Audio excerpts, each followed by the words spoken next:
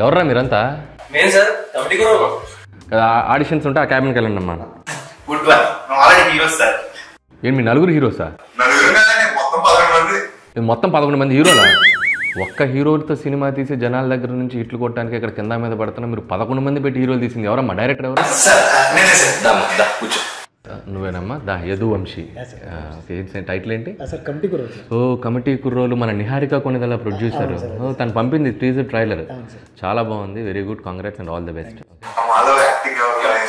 మీరు ఇచ్చిన teaser trailer ఇంత, సో దాంట్లో మళ్ళీ మీ 10-11 మంది హీరోల పెర్ఫార్మెన్స్ మేము చెప్పాలి. అదే 2 గంటల సినిమా చూస్తే ఎవరు ఎలా చేశారో క్లియర్గా చెప్పగలం. 2 గంటల సినిమాలో జనాలు కూర్చోబెడతారుగా.